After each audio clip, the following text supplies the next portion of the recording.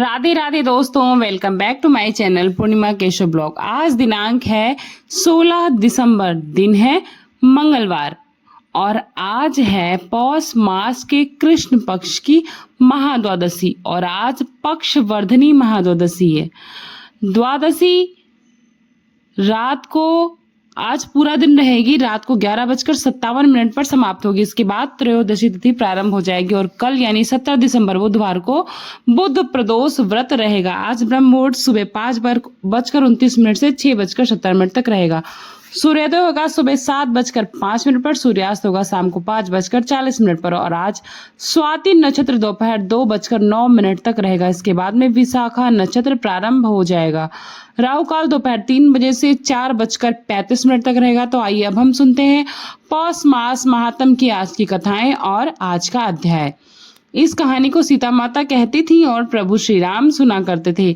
एक बार श्री राम भगवान को किसी कारणवश किसी काम के लिए बाहर जाना पड़ा तो सीता माता कहने लगी कि भगवान, मेरा तो 12 वर्ष का नित्यनेम है और आप बाहर जाएंगे तो मैं अपनी कथा किसे सुनाऊंगी।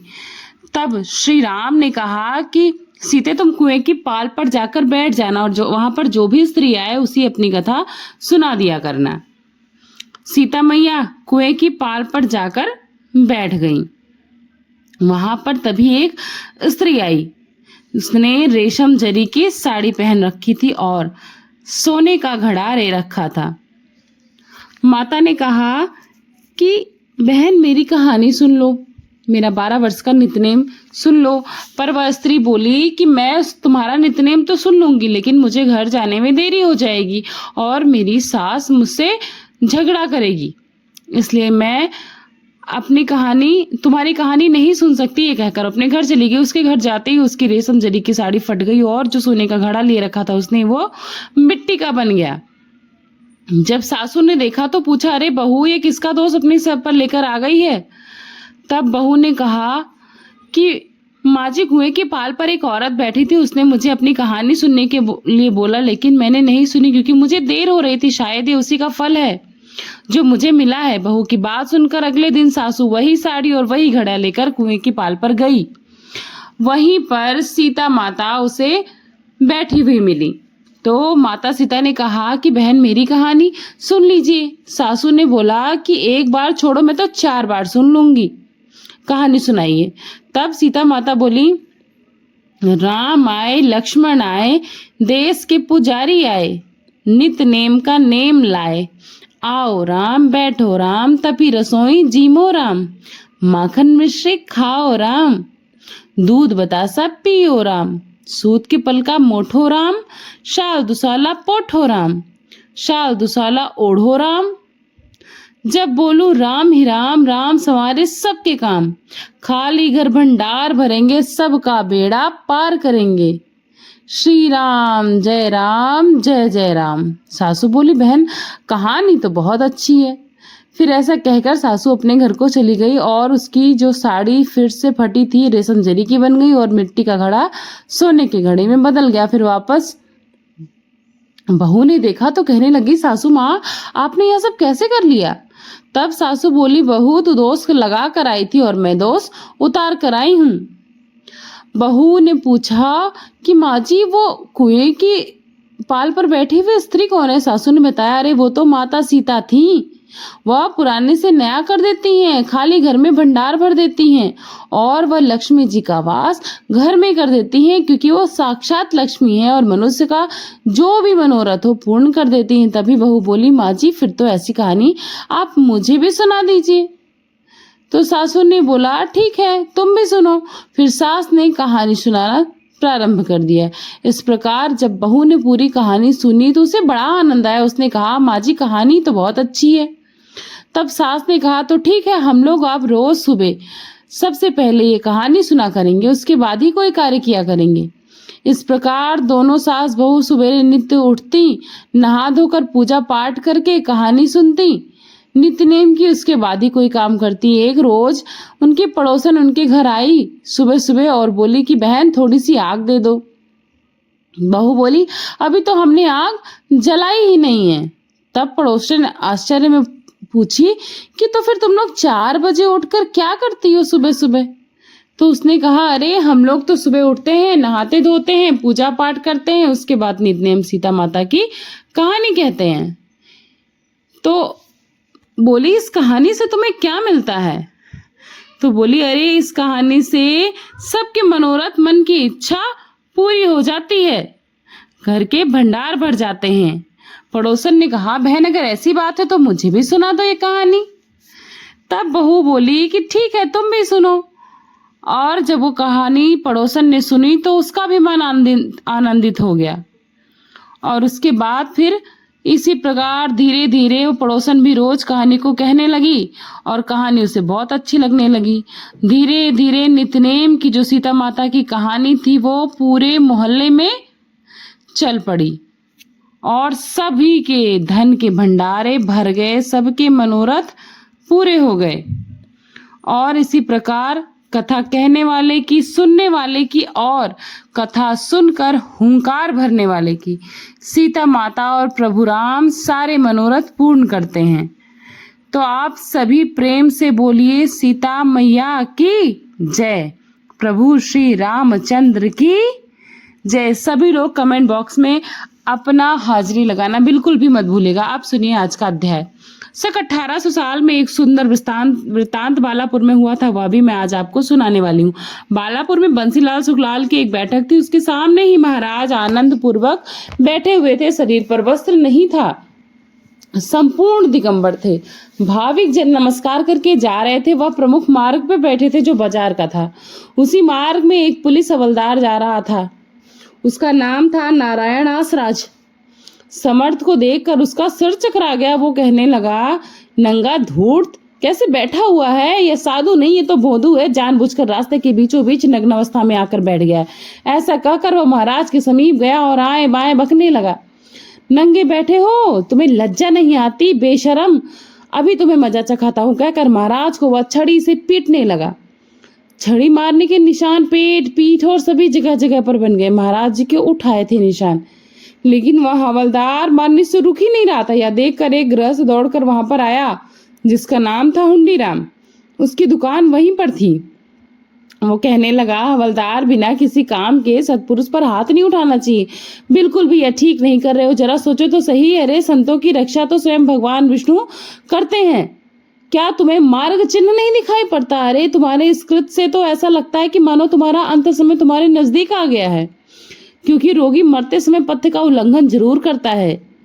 आज कुछ भी तुमने किया तो बिल्कुल भी ठीक नहीं किया है। अब तो हम भी तुम्हारे लिए क्षमा याचना करें तब भी ठीक नहीं होगा कुछ। तब हवलदार ने उत्तर दिया कि क्षमा याचना की कोई आवश्यकता भी नहीं, और कौवे से श्राप से कोई जानवर नहीं मरता। यह क्या नंगा धूत बीच बाजार में बैठकर मुंह से वाचाल बात करता है? अरे ऐसे ढोंगियों को तो यदि ईश्वर अपराध माने तो फिर न्याय के लिए जगह ही नहीं रहेगी। आगे यही सत्य हुआ। हवलदार बालापुर में पंचतत्व में विलीन हो गया, और इतना ही नहीं, उसके जितने अपने थे वे भी एक पक्ष में भस्म हो गए। इसलिए साधु की पहचान किए बिना बड़ा संभल कर व्यवहार करना चाहिए, उनको प्रताड़ना नहीं देनी चाहिए। नगर जिले में प्रवरा नदी के किनारे संगमनेर नाम की एक नगरी है, बड़ी सुंदर नगरी है, और यहीं पर अनंत फंदी नाम के एक कवि हुए थे। यहाँ पर जाखड़ी नाम का माध्यम दिन यजुर्वेद शाखा का एक ब्राह्मण रहता था। वो गांव गांव में फिरकर अपना पेट पालता था।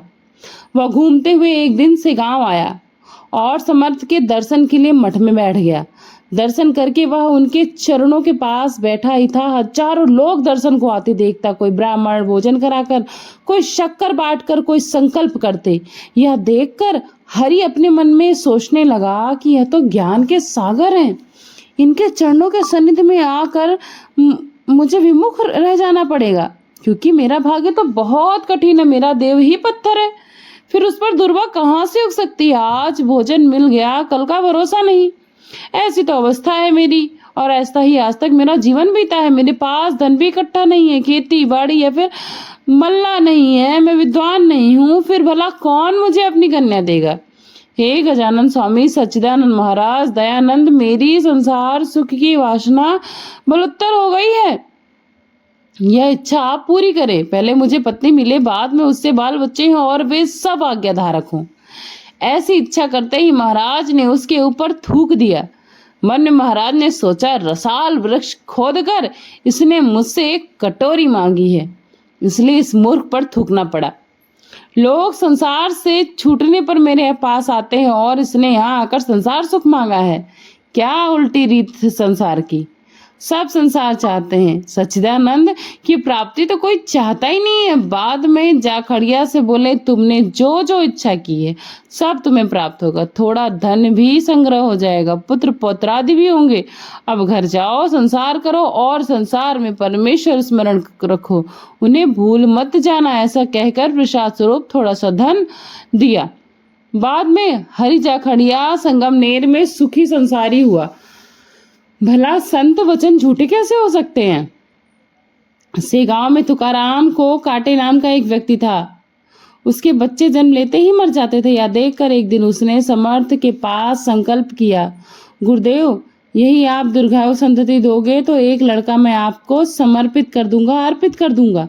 गजानन महाराज ने उसका मनोरथ पूर्ण किया। अब तो कुछ समय बाद उसके 2-3 बच्चे हुए और सब जीवित, लेकिन कुकाटे को अपने संकल्प का स्मरण ही नहीं रहा।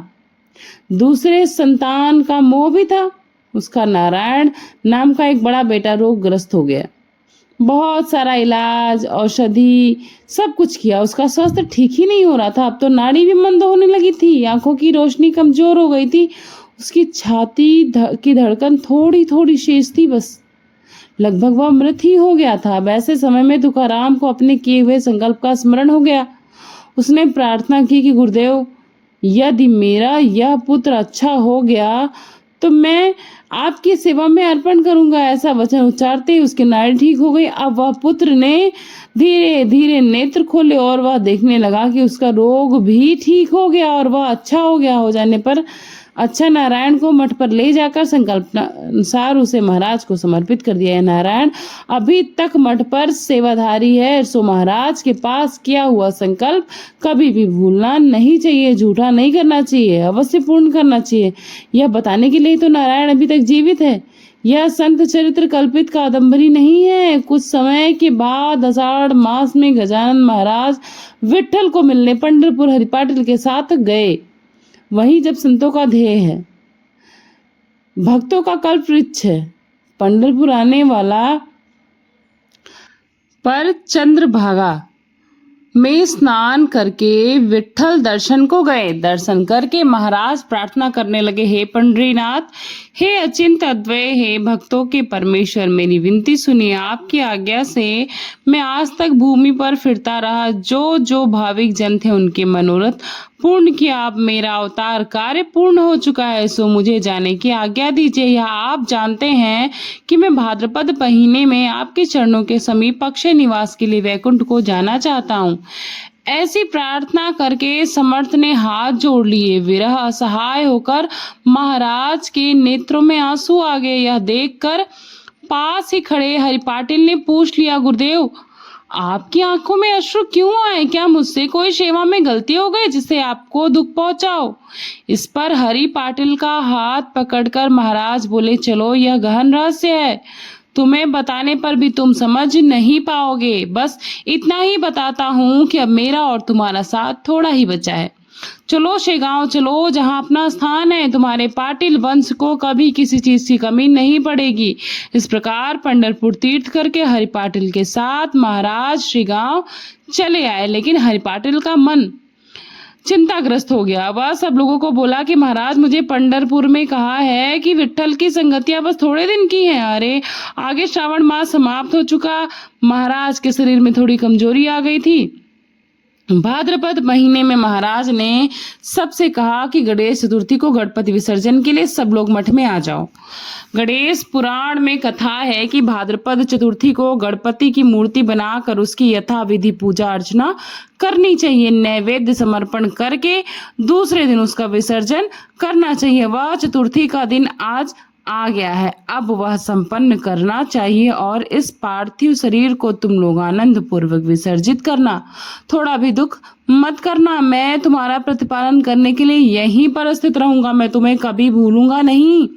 यह शरीर तो वस्त्र के समान है और उसे बदलना अनिवार्य है। ऐसा भगवान कृष्ण ने गीता में अर्जुन को भी उपदेश दिया है। और जो जो ब्रह्मावेत्ता हुए हैं ना, उन सब ने भी ऐसा ही किया है। उसी तरह मैंने भी यह शरीर बदला है। यह मत भूलो, चतुर्थी का दिन अब बहुत आनंद से बिताया। बाला भाऊ का हाथ पकड़कर अपने आसन पर बैठकर महाराज जी बोले, मैं चला गया ऐसा मत समझना, मैं तो यहीं पर रहूंगा। भक्तों का अंतर मत देना, मेरा विस्मरण मत करना, मुझे सदैव याद रखना। ऐसा कहकर योग से प्राण का निरोध करके महाराज ने उसे मस्तक के आगे स्थिर किया। सक 1832 भाद्रपद शुद्ध पंचमी गुरुवार के प्रथम पहर में प्राण रोधन करके, यानी प्राणों को रोक कर, जय गजानंद ऐसी ध्वनि करके यह महापुरुष सच्चिदानंद में विलीन हो गए। वहीं से गांव में उनके देह की हलचल बंद हो गई। स्वामी को समाधस्थ देखकर लोग भाव विभल हो गए और देखते ही देखते यह खबर पूरे गांव में फैल गई कि स्वामी समाधस्थ हो गए। यह सुनकर स्त्री पुरुष हृदय पीट पीट कर रोने लगे। महाराज, हमारा चलता फिरता श्री हरि दीन जनों का रक्षण करता साक्षात्कारी चला गया। हम लोगों को विश्रांति स्थान, सुख का निधि, ज्ञान का दीपक काल रूप वायु में बुझ गया। हे गजानन स्वामी समर्थ, अब हमारी रक्षा कौन करेगा? पुण्यशील, इतनी जल्दी आप हमें क्यों छोड़कर चले गए? मार्तंड पाटिल, हरि पाटिल, विष्णु शाह, बंकटलाल, प्रेमी भक्त, ताराचंद और श्रीपतराव कुलकर्णी सब मठ में आ गए। सबने मिलकर विचार किया कि आज पंचमी का दिन है, तो आज स्वामी जी की समाधि न दी जाए। सभी लोगों के दर्शन करने के लिए अस्त समय तक राह देखी जाए। जिसके नसीब में होगा उन्हें दर्शन हो जाएगा। सब तरफ यह सूचना भिजवा दी जाए। डोड़ गांव के एक विद्वान गोविंद शास्त्री थे। उन्होंने कहा कि महाराज के प्रिय भक्तों को दर्शन अवश्य होंगे, तब तक महाराज मस्तक में ही प्राण रखेंगे। सबकी प्रकृति देखने कहीं दूर जाने की आवश्यकता नहीं होगी। महाराज के मस्तक में मक्खन रखिए। इसके बाद मस्तक पर मक्खन की लोनी रखी गई तो वह पिघलने लगी। यह देखकर सब लोग योग बल की प्रशंसा करने लगे। तब गोविंद शास्त्री ने कहा कि एक दिन की क्या बात है, यह तो 1 वर्ष भी इसी अवस्था में रहेंगे। स्वामी जी के सामने 1000 तालधारी भजन करने लगे। दूर दूर के भक्तों को सूचना हो गई। जिस जिसको जैसे जैसे पता चला वो पूरन नंगे पांव भागते हुए दर्शन के लिए जमा होने लगे। रास्ते पर स्त्रियों ने गोमय जल से समार्जन किया। अनेक रंग की रंगावलियां निकाली गई। मूर्ति रथ में बिठाई गई। बड़े आनंद से जुलूस निकाला गया और फिर वह रात भर चला, जिसका वर्णन करना भी असंभव है। जत्थे के जत्थे भजन वाले भजन करते और विठ्ठल की जय जयकार करते। तुलसी गुलाल भुक्का उड़ाया जा रहा था। महाराज फूलों से ढक गए। लोग बर्फी पेड़े प्रसाद के रूप में बांटते थे, जिसकी कोई गणना ही नहीं है। कई लोगों ने तो रुपए उछाले। इस प्रकार रात भर जुलूस फिराकर सूर्योदय के समय मठ में रथ पहुंचा। समाधि की जगह पर मूर्ति रख दी गई। उस पर रुद्राभिषेक किया गया। पंचोपचार से पूजा की गई। आरती उतारी गई। फिर भक्तों ने गजानन महाराज के नाम की ध्वनि घोष की। जय जय अवलिया गजानन, नर रूपधारी नारायण, अविनाशी आनंद घन, परात्पर जगतपति आपकी जय हो, आपकी जय हो। ऐसे भजन घोष के साथ आसन पर उत्तर दिशा की ओर मुंह कर कर मूर्ति रखी गई। शास्त्रों के निर्देशानुसार सभी ने अंतिम दर्शन किए। स्वामी जय स्वामी गजानन का घोष किया गया। नमक अर्गजा अबीर से स्थान भर दिया गया। शिला द्वार पर रखकर समाधि स्थल बंद कर दिया गया। 10 दिनों तक वहां पर भस्म आराधना यानी कि समाराधना की गई। असंख्य लोगों ने महाराज का प्रसाद ग्रहण किया। वस्तुतः संतों का अधिकार सबसे श्रेष्ठ होता है, जिसके सामने सार्वभौम राजा की भी कोई गिनती नहीं की जा सकती। अब श्री गजानन महाराज के समाधस्थ हो जाने पर वहां के स्त्री पुरुष कहने लगे कि अब इस श्री गांव में रखा क्या है? वहां क्या मिट्टी की, समुद्र का जल सूखने पर, पुष्प वृक्षों की बहार नष्ट होने पर इस संसार में उसकी प्रशंसा भला कौन करेगा? मंदिर में देवता ना रहने पर गर्भगृह को माला चढ़ाना व्यर्थ है, किंतु यह सब तर्क व्यर्थ सिद्ध हो गए, क्योंकि उसमें से कुछ लोग कह रहे थे कि तुम लोगों को यह भ्रांति है, महाराज की दिव्य ज्योति यहीं पर अदृश्य रूप में स्थित है। जैसे इंद्रायणी के किनारे ज्ञानेश्वर महाराज समाधस्थ हैं और भक्तों को वे वहीं पर मिल जाते हैं, वैसे ही सेगांव में श्री स्वामी गजानंद जिनका जैसा सिद्धांत है उन्हें वैसे ही दर्शन देते हैं। इस संबंध में एक कथा भी है। शेगांव में गणपत कोठाड़े नाम का एक गृहस्थ था, उसका नित्य दर्शन नियम था। वह उस समय रायली नाम की एक कंपनी थी, उसका प्रतिनिधि था। अस्त समय प्रतिदिन वह दर्शन के लिए जाता और समाधि के पास बैठकर एक निष्ठा से महाराज जी की स्तुति करता रहता। एक बार उसने मन में संकल्प लिया कि विजयदशमी को समाधि को अभिषेक करके ब्राह्मण को भोजन कराएगा। उसने सब सिद्धता की, अभिषेक की सामग्री और ब्राह्मण भोजन का विपुल सीधा मठ पर भेज दिया। यह देखकर उसकी पत्नी ने कहा कि प्राणनाथ, आप तो बड़े मुखस्त हैं, यह आप क्या करते हैं? हमारे तो बाल बच्चे हैं, उन्हें कपड़े अलंकार बनाइए। इस प्रकार का अभिषेक ब्राह्मण भोजन बार बार करना ठीक नहीं है। मेरे शरीर पर तो फूटा हुआ मणि भी नहीं है। क्या यह गृहस्थ आश्रम की पद्धति है? गृहस्थ को तो धन इकट्ठा करना चाहिए। अब पत्नी का यह उपदेश गणपत राव को बिल्कुल भी अच्छा नहीं लगा, तो उन्होंने पत्नी से कहा कि प्रिय, मैं परमार्थ को प्रपंच से अधिक महत्व देता हूँ, मानता हूँ। ऐसे समय में उनकी पत्नी को भी एक स्वप्न हुआ। उसमें महाराज ने उनसे कहा कि पागल, बिना अर्थ के पति को त्रस्त ना करो। जो भी वह कर रहा है उसे करने दो, तुम्हारा क्या जाता है? आज शाश्वत का प्रेम नहीं रखना चाहिए। इस प्रपंच में कोई तत्व नहीं है। धन भूमि का है और भूमि पर ही रह जाता है। किया हुआ पाप पुण्य ही प्राणी के साथ जाता है। अभिषेक और ब्राह्मण भोजन यह परमार्थिक पुण्य है। इसके निमित्त खर्च किया हुआ धन कभी व्यर्थ नहीं होता। जैसे भूमि में बोया हुआ बीज एक का हजारों हो जाता है, ठीक वैसे ही इस पुण्य की भी स्थिति होती है, वह अनंत होता है। इसलिए उसे मत रोको। इस स्वप्न की बात में उसने अपने पति से बताई, आज से प्रपंच, बाल बच्चे, धन संपत्ति की चिंता छोड़ दो, यह सब कुछ महाराज जी का है। फिर तो गणपत राव बड़े आनंद से दशहरे के मुहूर्त में पूजन किया और दिल खोल कर खर्च किया। और वैसे पहले से ही गणपत राव की दृढ़ श्रद्धा थी समर्थ चरणों में। इसी प्रकार का एक अनुभव हरि लक्ष्मण जांजाल को बोरीबंदर स्टेशन पर भी हुआ था, वह भी सुनिए।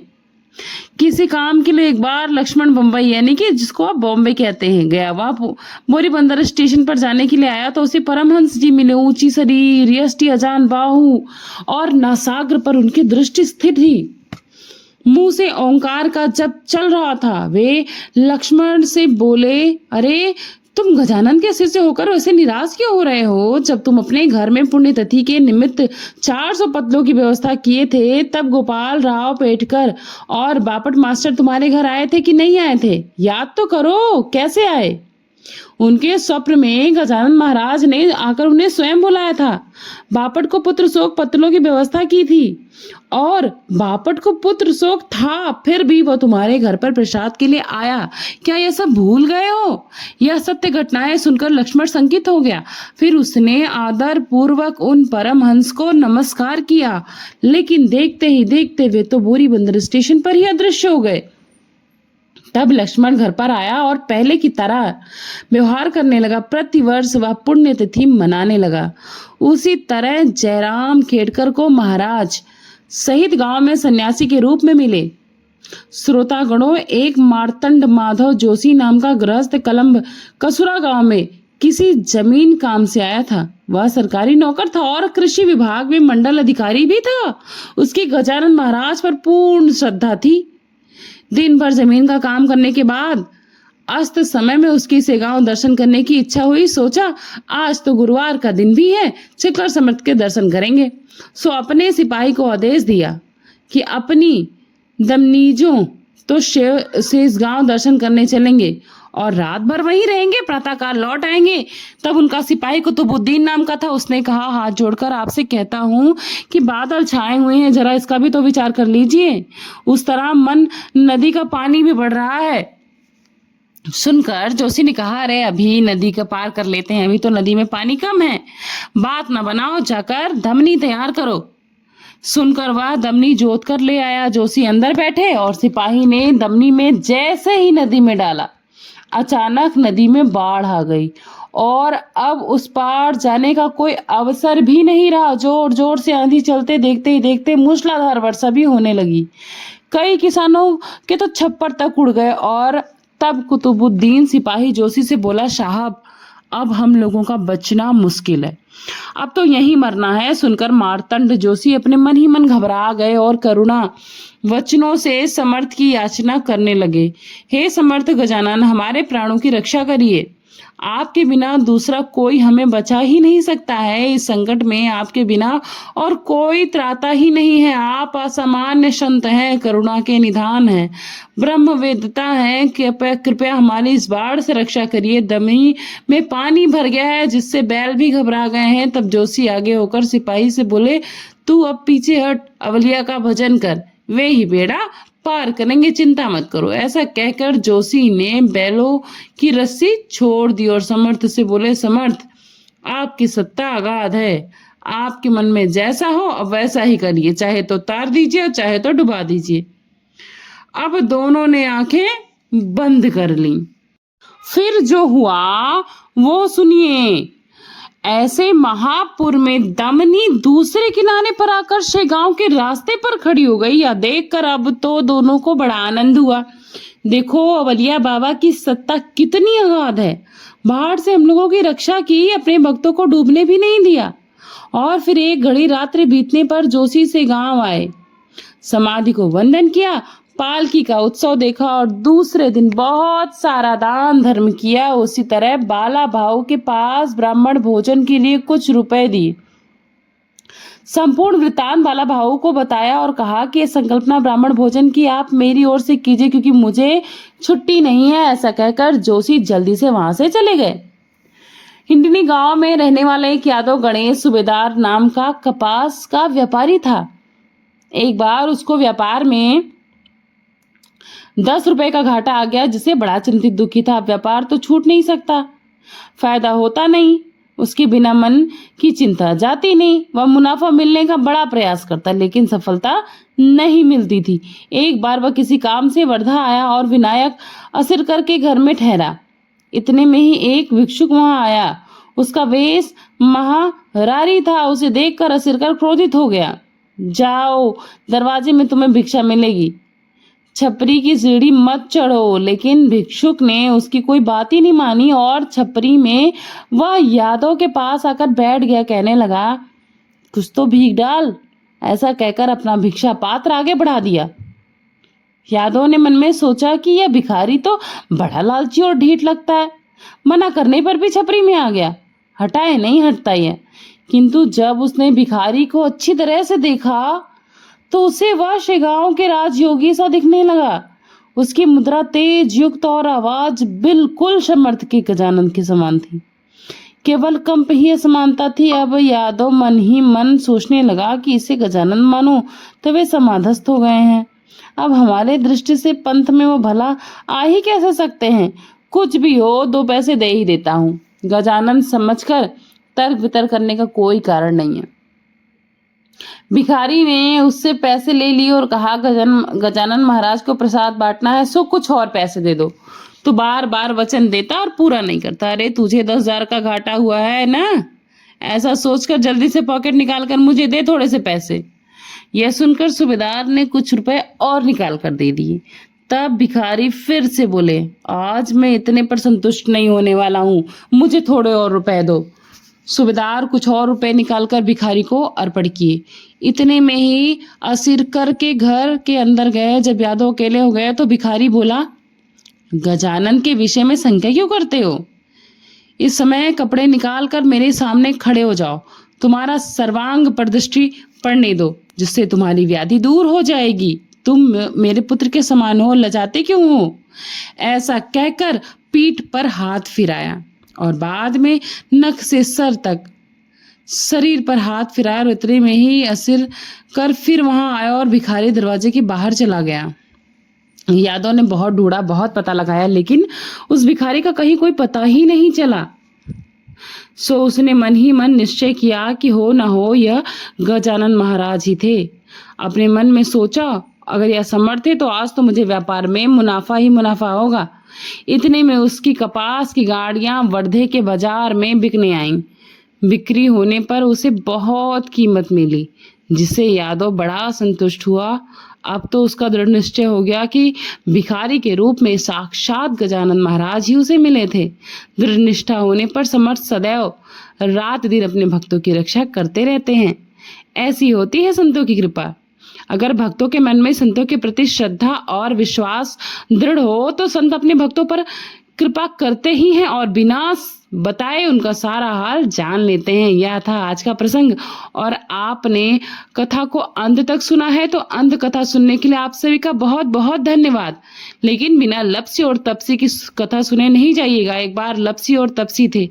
लपसी हमेशा भगवान की तपस्या में लीन रहता था। लपसी रोजाना सवा सेर की लपसी बनाकर चढ़ाया करता, तपसी तपस्या किया करता था और सवा सेर की लपसी चढ़ाकर वो उसे खुद खा लेता था। एक दिन दोनों में झगड़ा होने लगा। लपसी बोला मैं बड़ा हूं, तपसी बोला मैं बड़ा हूं। अब दोनों में झगड़ा होने लगा। लपसी बोला मैं रोज भगवान को सवा शेर का लपसी का भोग लगाता हूँ, इसलिए मैं बड़ा हूं। नारद जी वहां से गुजर रहे थे। दोनों ने बोला अरे भाई तुम लोग क्यों झगड़ा कर रहे हो, तुम दोनों का झगड़ा क्यों है? तो उसने बोला मैं बड़ा हूं, इस बात का झगड़ा है। आप ही बताइए कि हम दोनों में कौन बड़ा है। खुद को बड़ा होने का कारण नारद जी को बताया। सुनकर नारद जी बोले चिंता मत करो, तुम्हारा फैसला मैं कर दूंगा। दूसरे दिन लपसी और तपसी स्नान कर अपनी रोज की भक्ति करने आए तो नारद जी ने छुप कर 1.25 करोड़ की एक एक अंगूठी उन दोनों के आगे रख दी। तपसी की नजर जब अंगूठी पर पड़ी तो उसने चुपचाप अंगूठी उठाकर अपने नीचे दबा ली और तपस्या करने लगा। उधर लपसी की नजर अंगूठी पर पड़ी, उसने ध्यान नहीं दिया। उसने सवा सेर की लपसी बनाई, भगवान को भोग लगाया और उसके बाद लपसी खाने लगा। नारद जी जब सामने आए तो दोनों ने पूछा कि बताइए नारद जी, आपके हम दोनों में से कौन बड़ा है? तब नारद जी ने तपसी से कहा कि खड़ा हो जाओ। खड़े हुए तो उसके नीचे से वो दबी हुई अंगूठी दिखाई पड़ी। नारद जी ने तपसी से कहा कि तपस्या करने के बाद भी तुम्हारी चोरी करने की आदत नहीं गई। तुम्हारे मन में लालच है और तुम्हें तुम्हारी तपस्या का कोई भी फल नहीं मिलेगा। तब तपसी शर्मिंदा होकर क्षमा याचना करने लगा, गिड़गिड़ाने लगा। उसने नारद जी से पूछा नारद जी मेरी तपस्या का फल मुझे फिर कैसे मिलेगा? कृपया करके हमें उपाय बताइए। तब देवर्षि नारद ने बताया कि तुम तपस्या इसी प्रकार करते रहो, लेकिन कोई गाय और कुत्ते की रोटी अगर नहीं बनाएगा तो उसका फल तुझे मिलेगा। अगर कोई ब्राह्मण को घर में बिठाकर दक्षिणा नहीं देगा तो उसका फल भी तुझे मिलेगा। अगर कोई साड़ी दान करता है लेकिन उसके साथ ब्लाउज पेटीकोट नहीं देगा तो उसका फल भी तुझे मिलेगा। अगर कोई दिए वैसे दिया जलाएगा तो उसका फल भी तुझे मिलेगा। अगर कोई सारी कहानी सुने और लपसी और तपसी की कहानी नहीं सुनेगा तो उसका फल भी तुझे मिलेगा। उसी दिन से हर व्रत कथा और हर कहानी के साथ लपसी और तपसी की कहानी सुनी और कही जाती है। इसी प्रकार आज मैंने भी इस कथा को पूर्ण किया। आशा करती हूँ आप सभी को ये कथा, ये अध्याय पसंद आया होगा। आज का अध्याय थोड़ा विलंब है लेकिन आगे से मैं समय पर लाने की कोशिश करूंगी। आशा करती हूँ आप सभी को ये अध्याय पसंद आया होगा। इस वीडियो के माध्यम से चैनल पर नए जुड़े तो चैनल को सब्सक्राइब करके जाइएगा, वीडियो को लाइक करिएगा और फ्रेंड्स एंड फैमिली के साथ ज्यादा से ज्यादा शेयर करिएगा, क्योंकि भक्ति दान महादान होता है। मिलती हूँ नए अध्याय के साथ, नई जानकारी के साथ, नए वीडियो में। तब तक के लिए अपना खूब सारा ध्यान रखिएगा। Thanks for watching Purnima Keshav vlog. नमस्ते, प्रणाम, बाय बाय, राधे राधे।